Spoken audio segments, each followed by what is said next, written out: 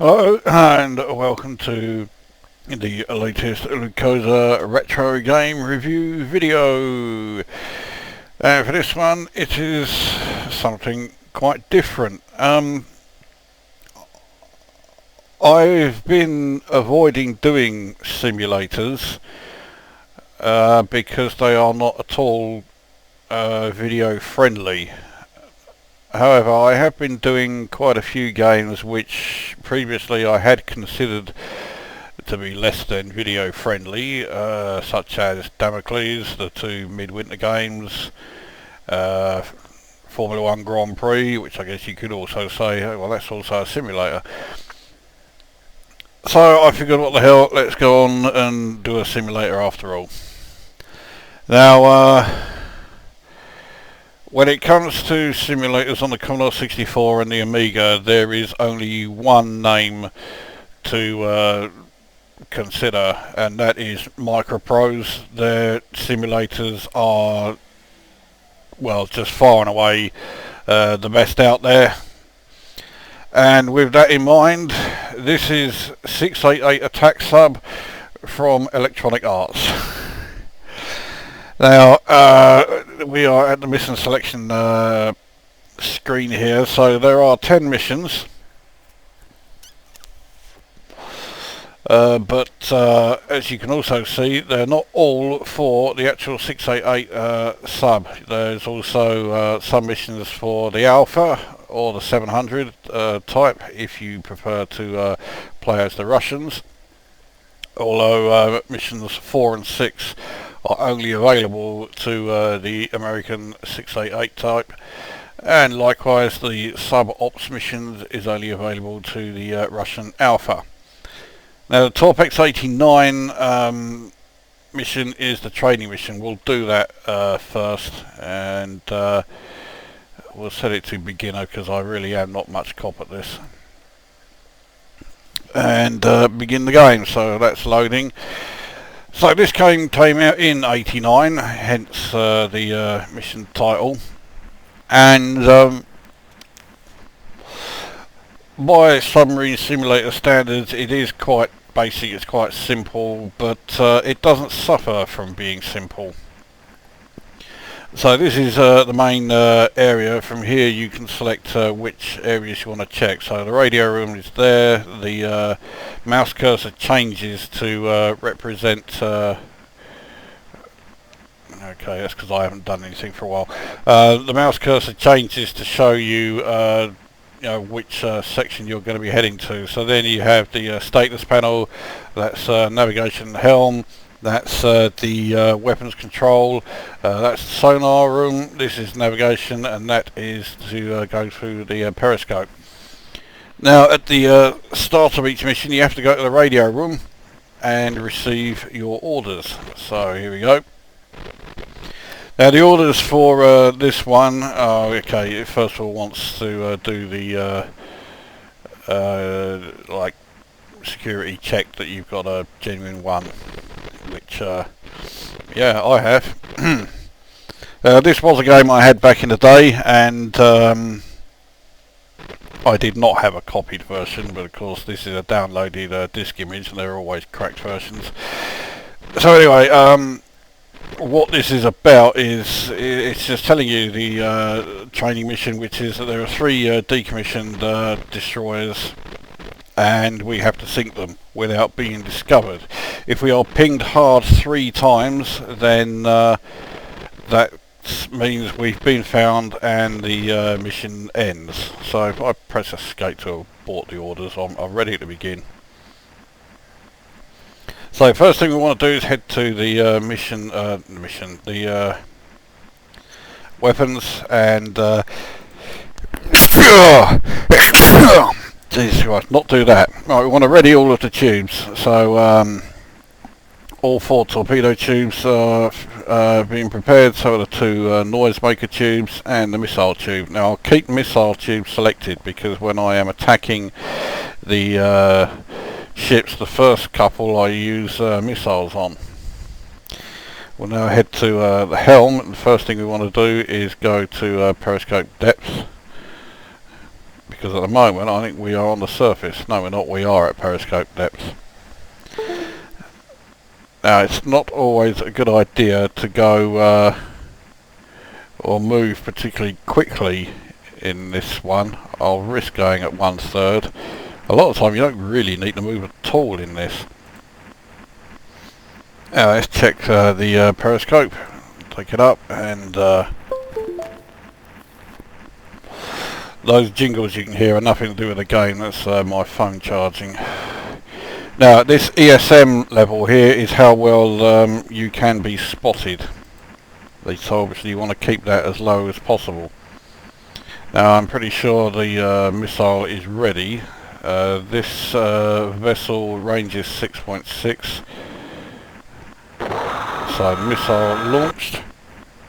You can watch it. It's generally not a good idea to watch it because it means not only have they seen where the missile was launched from, they can also see your periscope, and that means that finding you is quite easy. So that missile has reached its target. The next missile is armed, but I'm not going to use 2 missiles on one ship, because each ship takes between 2 or 3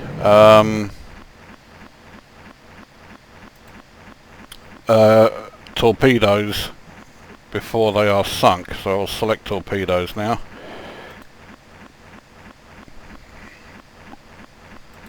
Upscope again. Target is still selected, so we'll launch the torpedo. With the missile it should only take 1 more torpedo. The torpedoes move a lot slower than missiles, and they also don't do quite as much damage, but if you're attacking the ship, particularly if it's side on like this one, you've got a pretty good chance of it hitting it in a weaker area, and that will bring it down.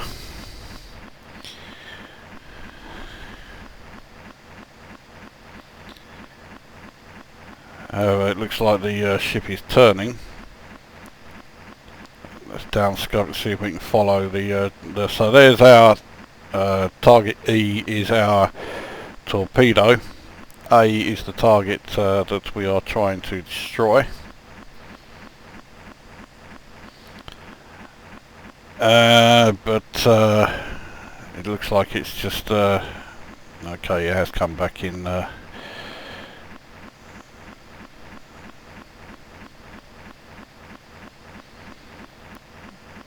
Now these 2 signals here are unknowns.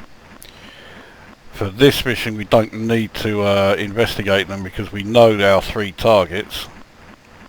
You only have 15 minutes, by the way, to complete this training mission, so you can't really fart about. You need to get a move on. The torpedo is still very much on course.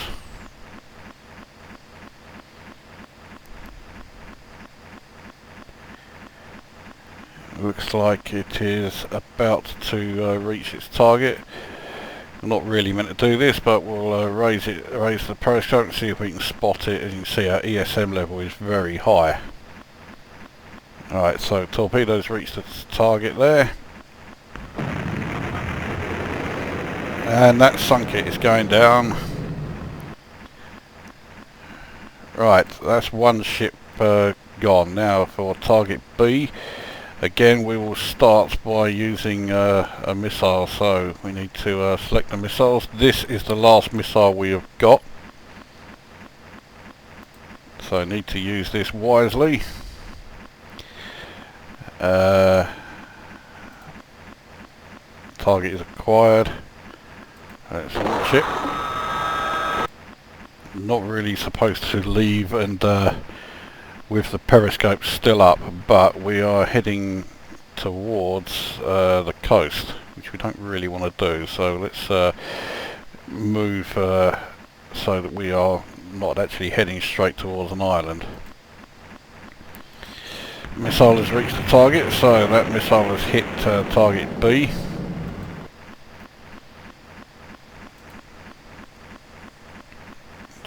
Check that. There we go. Right, now I've forgotten to set the torpedoes,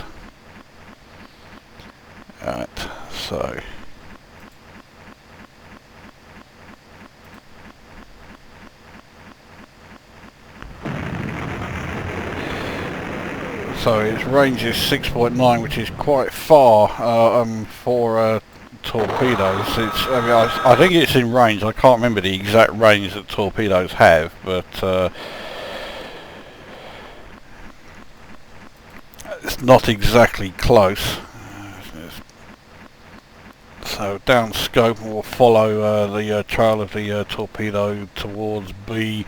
C is quite close to B, which is very handy.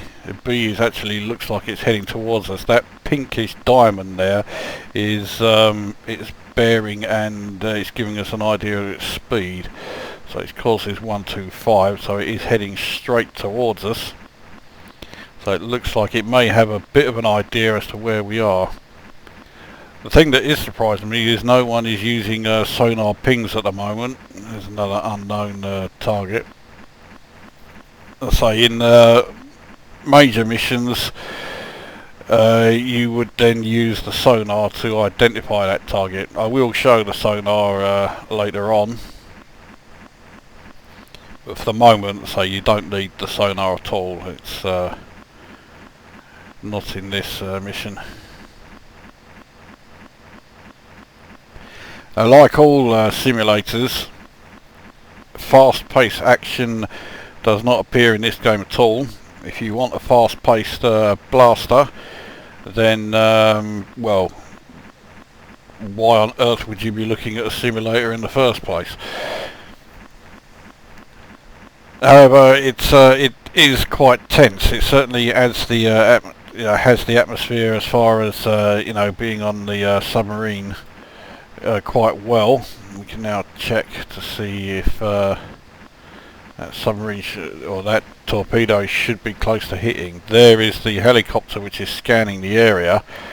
So torpedoes hit the target. Let's bring the scope down because that helicopter could see us quite well.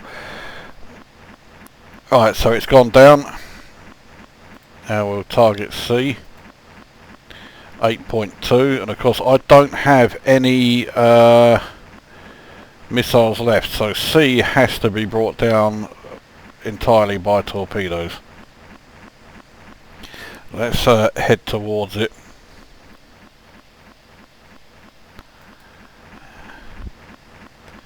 We could try going a bit faster. Looking at our time, we've used 8 minutes at the moment. Might be an idea to go a bit faster. Cavitation level is still 0. This is how much you're churning up the water and that from how fast you're moving.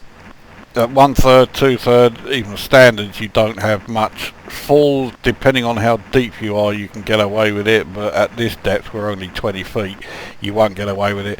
Flanking speed, which I'm pretty sure is 110 on the reactor, the cavitation level goes through the roof, so you don't want to use that unless you absolutely have to. Right, so the range of this thing is coming down, so is our time limit, so let's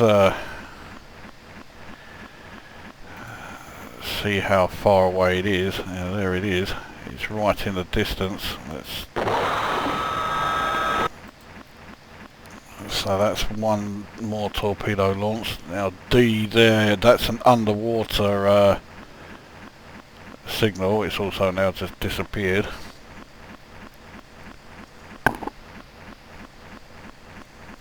So we couldn't see how far or what kind of signal it is, but being an underwater signal, and seeing as this is a training exercise, that's almost certainly a biologic signal, or a whale.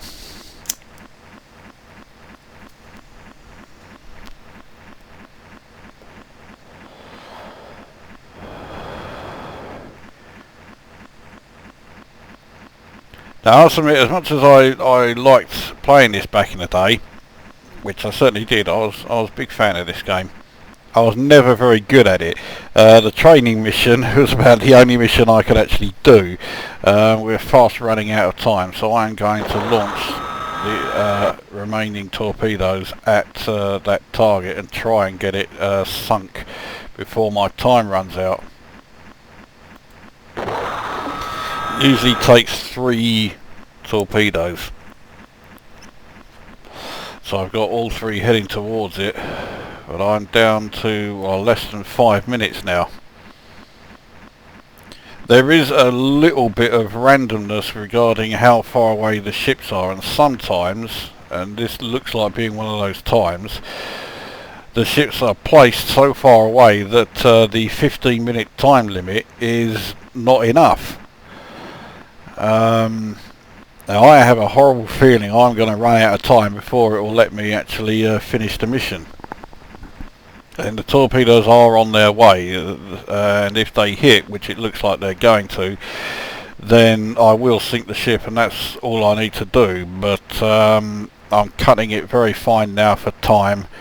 So we've used up 11 minutes 44 seconds, and as I say, we've only got a 15-minute time limit. Well, B looks like it will hit pretty soon. Oh shit, it's about to go off guidance. It may still hit it anyway.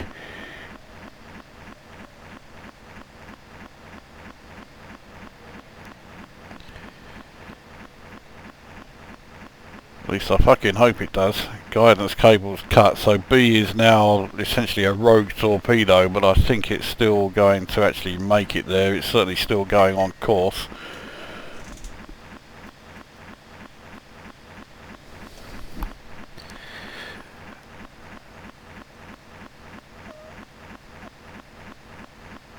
So yeah, it's reached it. We are now very close to our time limit. We now have just 2 minutes.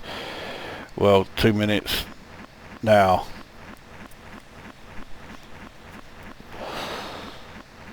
So I've now got to just hope that those 2 torpedoes that are heading towards it will do enough.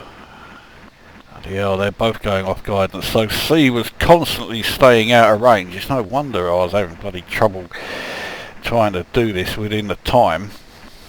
Both torpedoes are about to go off guidance. I think maybe what I should have done was taken out the first ship with all torpedoes and then saved the missiles for the second and third.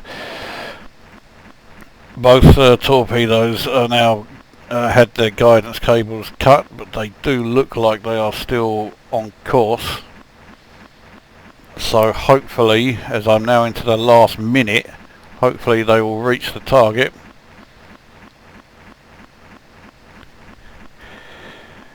Let's check it out. There it is. ESM level is extremely high. Another torpedo has reached its target.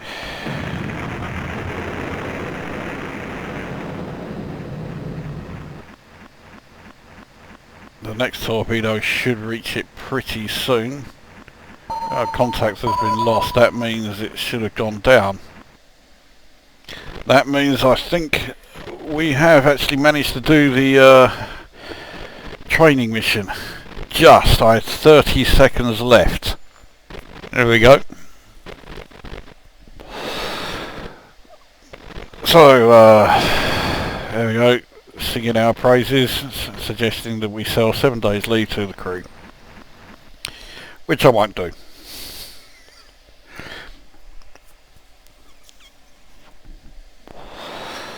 So that's the training mission done. Now I'm not going to show you, like, a full mission because they can go on for ages, but I'll just show you some more of the features in the game. Now this one, Shake 'em. There is a Soviet submarine who's following us, and we've got to try and shake him off. We are not authorised to use weapons, so we can't use torpedoes unless the Soviet submarine fires on us first. There you go, do whatever it takes to throw Ivan for a loop. Unfortunately I can't allow you to launch weapons unless the Russians decide they want to play hardball. So that's what we need to do. Now, even though they're not authorising us to use weapons, I do keep weapons ready, so we'll flood each of the tubes. But the noisemakers, which are in the two auxiliary tubes, are not classed as weapons. They are defensive measures. Now, we haven't moved, so let's get some speed underway. And well, we do want to be heading this direction, so it's handy that it's sending us there. There's an unknown signal ahead, so let's head to the sonar room. So we select the unknown contact, analyse it and see what it is.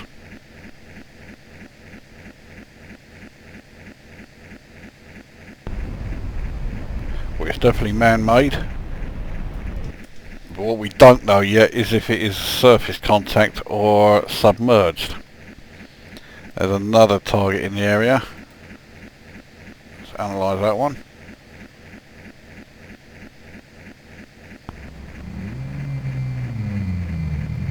And that's the sound of a whale, so we know that that is fine. Now these filters, you can filter to band pass and high pass, but high pass I find is very difficult to use. So I don't bother where I always stick with band pass. I also like to deploy the towed array, which reduces your speed. You can't go faster than 2/3, but it means that once it is deployed, it helps a lot with analysing sonar, sonar signals and detecting other vessels in the area, whether they are submerged or surface. The active target pulse is to send out a ping, which certainly helps you as far as being able to spot other contacts in the area, but it also tells everybody in the area exactly where you are. So if you're trying to shake off a pursuing submarine, as we are here, it's not a good idea to use that.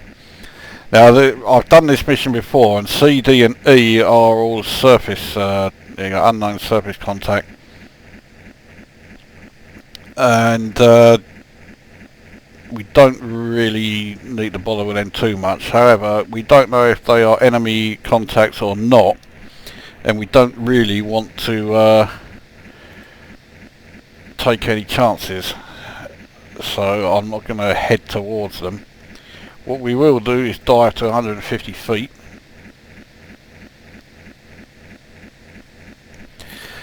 So this is the depth meter here. This shows us our particular depth. The red shows the actual depth of the seabed. 150 feet is nothing for a submarine. They can go far lower than that. Now the other controls are these ones here. Now I and O zooms the map here in and out. H, I can't remember what H does because I click on it and okay, it just removes the scale. So H is quite useless. I want to check what B, that signal B is.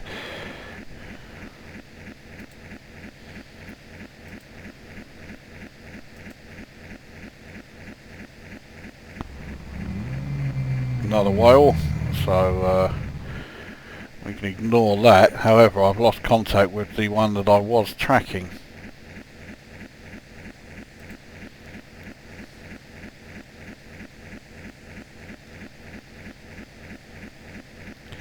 Now what we can do, if we dive some more and see if we can cross a thermal layer, we'll get a message telling us when we have.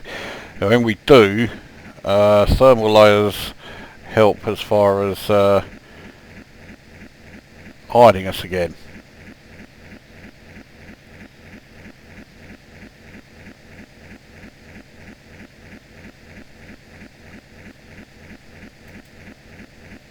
There we go. So we've crossed the thermal layer. That obviously it makes it more difficult for us to find anything that's above the thermal layer.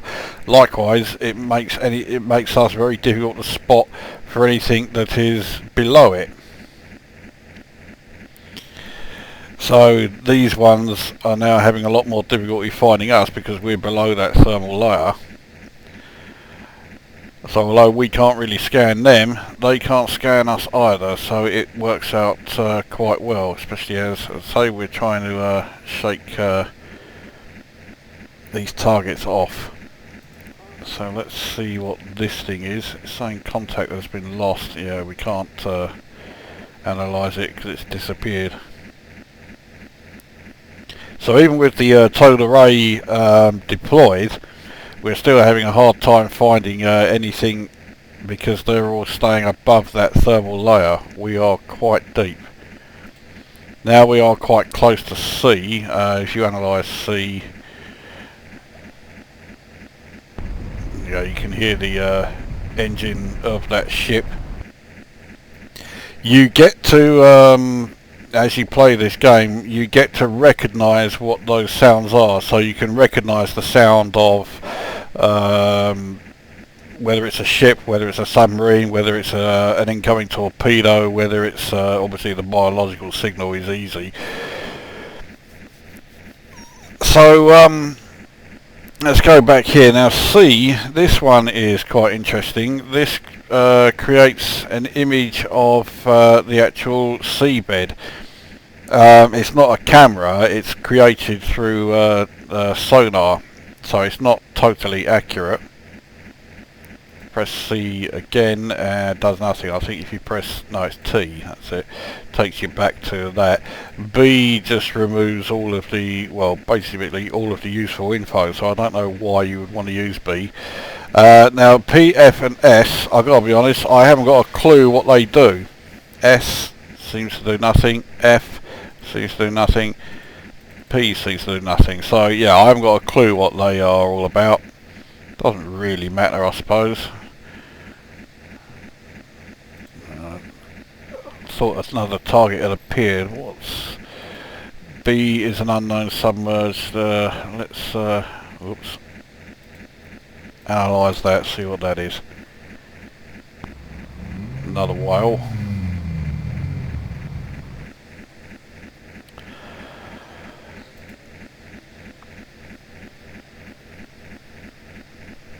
Now this target keeps cropping up.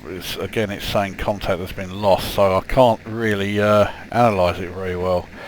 How about, right, we'll take a chance. We'll come up a bit. Let's go back up to 150 feet. So we'll come up from above that thermal layer that we were using and see what we find then. B is that target that we saw earlier at the whale, I think. Yeah, there you go.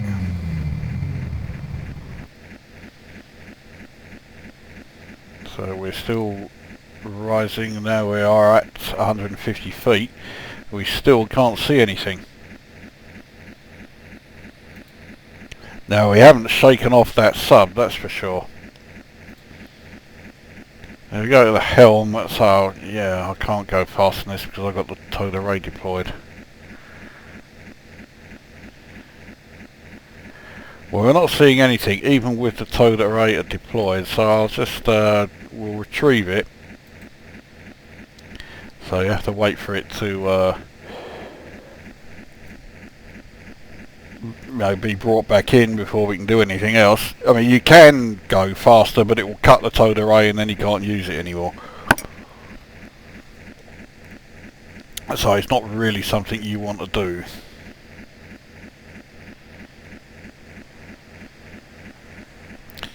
In fact, so while we're doing that, I'll show you, if you do the target pulse, you send out the active ping.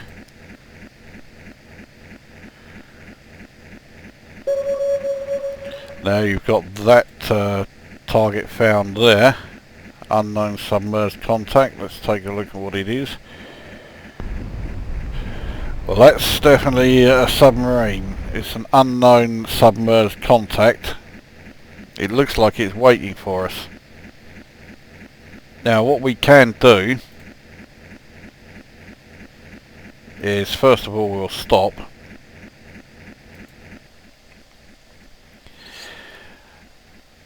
Now if we want to try and lose it, let's turn quite hard.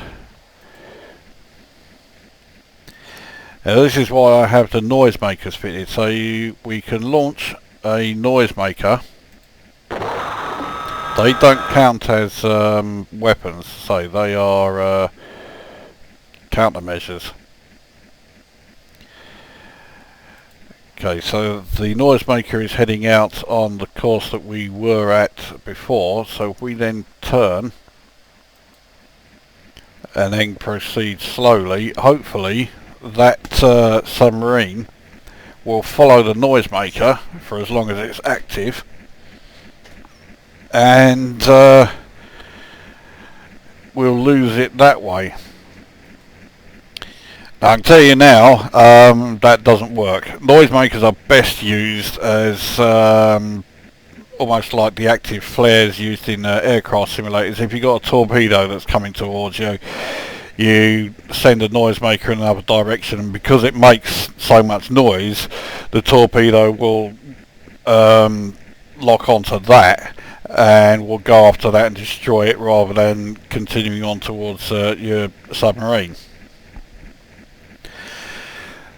So anyway, that's the general idea of how to play the game, and I mean general. I mean, I haven't given away any strategies as far as how to play it properly. So what do I think of it? Graphically, I think it's fine. It's all quite clear. It's all quite easy to follow. With simulators, graphics are never going to be fantastic because it's always pretty difficult to actually, get the necessary detail on screen. So a lot of the time they just don't bother trying. They'll do what they can, but obviously the priority is accuracy without making the game too complicated and too difficult to play, along with the actual gameplay as well, making the game actually enjoyable. And with this, they've done it. They've got it absolutely spot on. As far as sound goes, the audio is again reasonable. It's not remarkable, but whoa, okay, that submarine sent out an active ping, so they spotted us, but we also know where they are. Oh bollocks! All right, we knew where they were.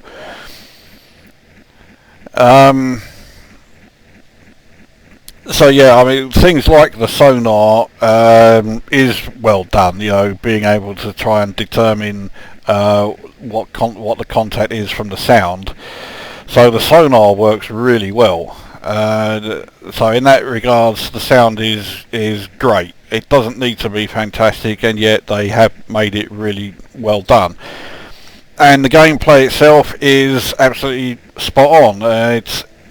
It's very simplistic. Obviously, they haven't put in all of the necessary features of commanding a submarine, but what's there has been really well done. It makes the game extremely playable, and I really rate it.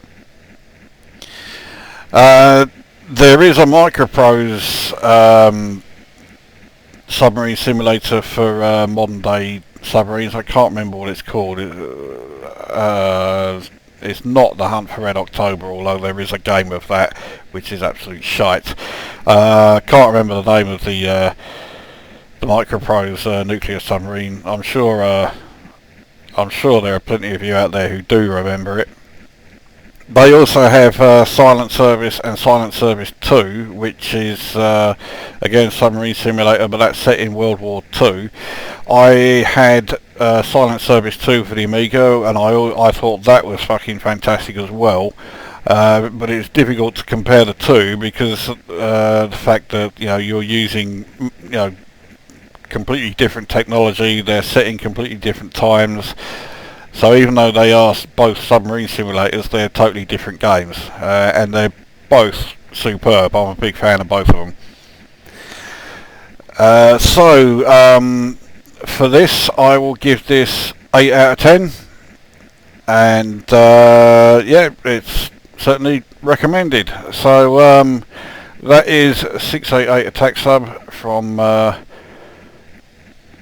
Electronic Arts for the Amiga. 8 out of 10, definitely worth having a go. So that brings this video to an end, and we shall see you at the next one.